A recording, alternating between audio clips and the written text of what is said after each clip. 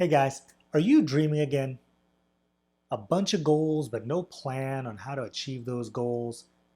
Are you using SMART goals? Have you even thought about sitting down and writing out your SMART goals? Or using a whiteboard and listing out your SMART goals? Well, in this episode of Achieve Growth with Dr. Gosalia, I'm going to explain a newer concept to SMART goals. And we're going to talk about something new called SMARTEAR goals. Stay tuned.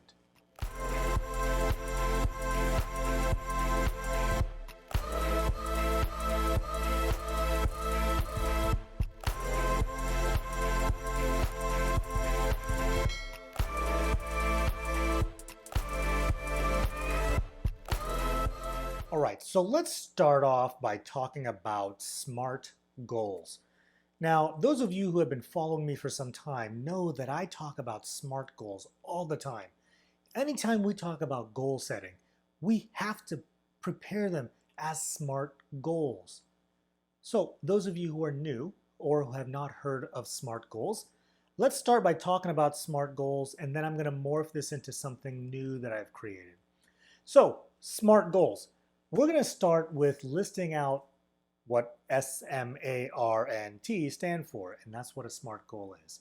So S is specific, M is measurable, A is attainable, R is relevant, and T is time-bound, or timely, or time-sensitive, something related to time.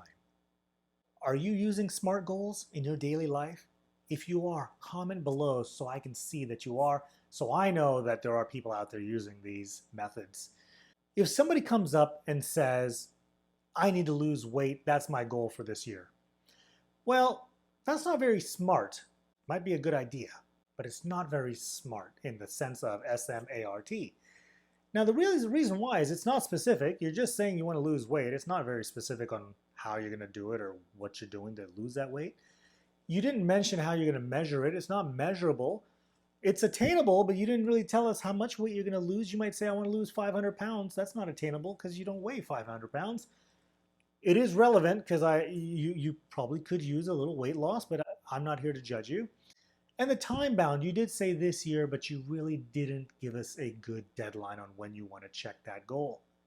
So that, in my opinion, is not a SMART goal.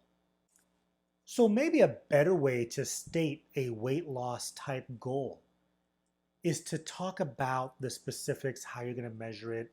Is it a reasonable or attainable weight loss? Is it relevant? And when are you going to do this by? So I'll give you an example. I would like to lose 30 pounds within the next 6 months by dieting, which is cutting out carbohydrates, cutting out my alcohol intake, no more desserts. No more desserts.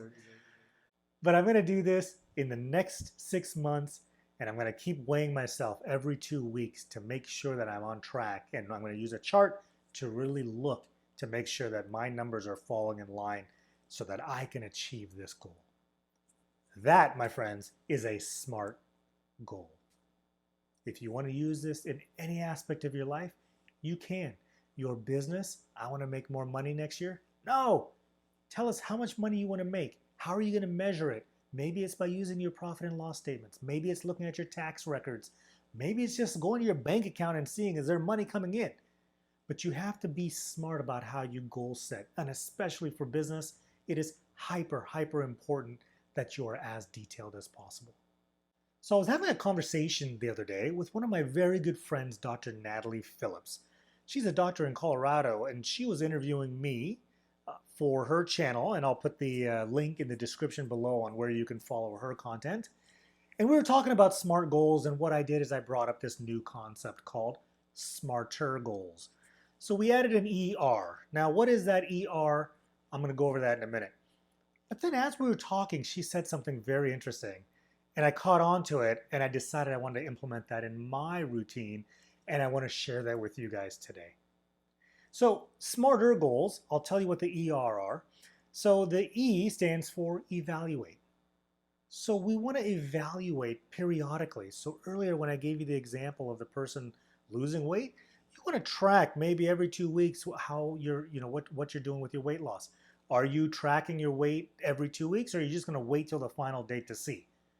Well, we want to get onto a more evaluation protocol where you're getting in there periodically to really evaluate where you are.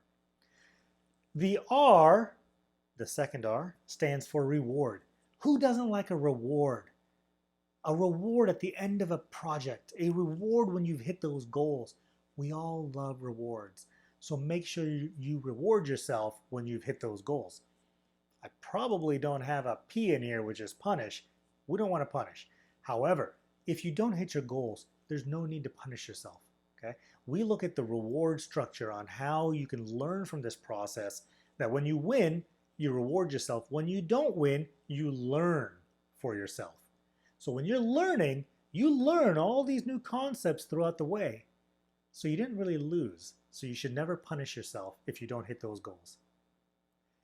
Now, you must be wondering, hey, wasn't there something else that I was going to tell you about? I learned from my good friend about a new part of this process, and it's the letter A. So as an audiologist, my professional life revolves around the ear.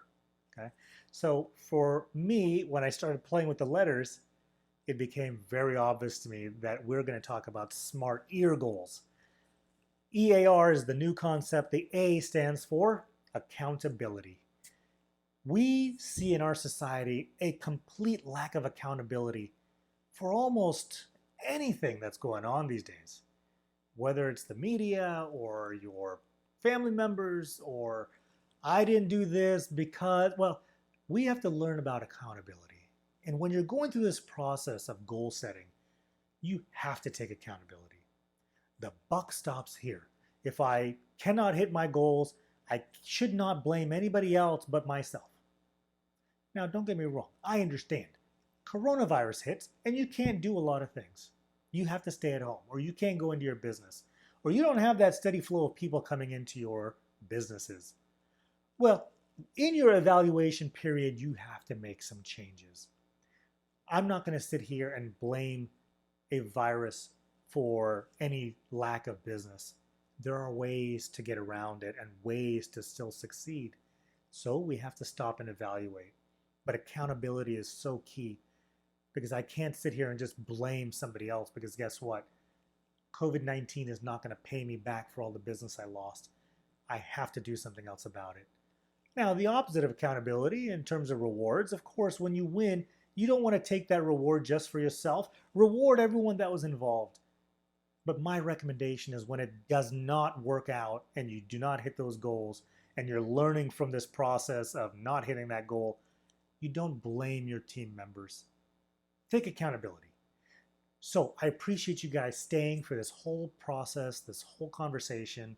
I hope you learned something new.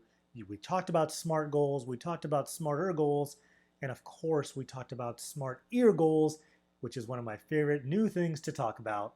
So if you know anybody who's struggling in their business, and maybe that's you yourself, it's a family member, a colleague, or even a coworker, please share this video, hit the subscribe button below, click that bell so you get the notifications, and let's all achieve growth this year. Thanks for watching.